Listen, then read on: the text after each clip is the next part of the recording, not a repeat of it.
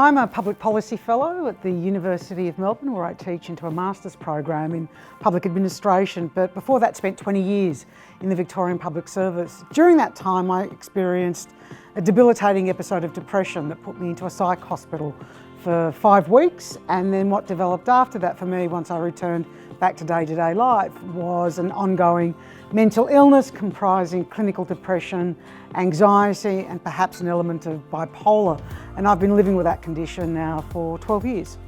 Hi there, I'm Ryan Cherry. I work at the New South Wales Department of Education as Manager Commission.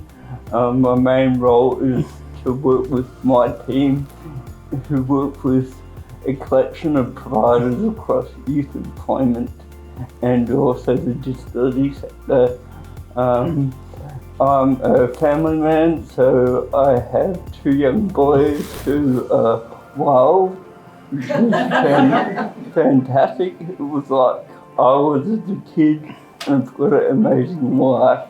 I live on the northern beaches and I love the outdoor lifestyle. Hi, I'm Georgia and I am an Assistant Project Officer at the Department of Community and Justice. I work in a team where we look after employee engagement and digital communication. I have a moderate to severe hearing loss. I've had it since I was born and it's taken me to where I am now. Generally I've had mixed experiences and my taking of, I guess, my experience is that generally for people I don't know and I don't have a relationship with, it's a difficult start. Okay, for people that I do know and I might be transitioning to roles within an organisation or trying to transition, the experience is much more positive.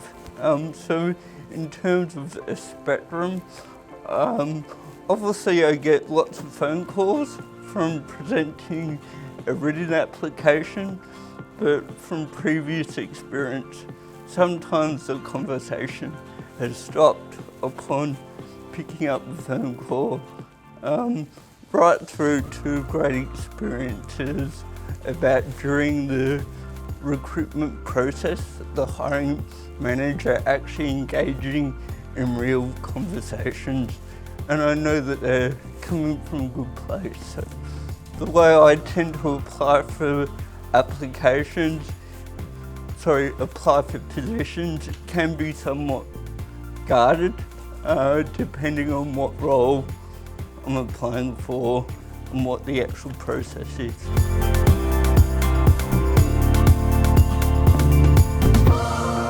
It's not fun, I'll be completely honest. I have been in that position where, you know, people have underestimated what I've been able to achieve or deliver.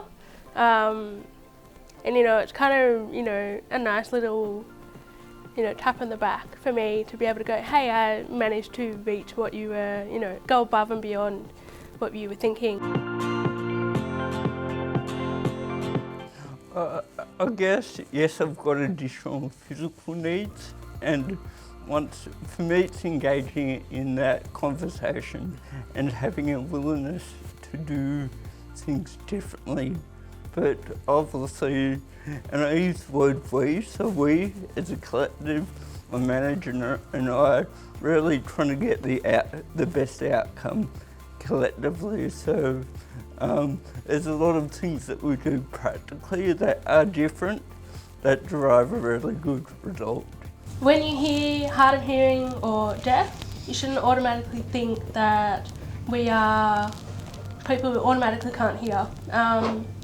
It's in the remit of, you know, we can do everything in our everyday life. We might just have to adjust in a different way. There might be other tools that we need to use in order to go about our daily work. So I think it's about what can you as a person and what can you as a manager add to the experience. Inclusion for me is about being valued, and what that value means for me is about the removal and the absence of any stigma, any judgments or any assumptions that might be made about me because I live with a mental illness and what I can contribute. For me, if I look at work and what inclusion at work means, work is fundamentally important for me. It provides structure and it provides a purpose. It provides everything my mental illness took away from me. And so when people think I can't make a positive contribution to the workplace because I have a mental illness, is not about inclusion. So yeah, taking away those stereotypes, taking away those assumptions and taking away those judgments.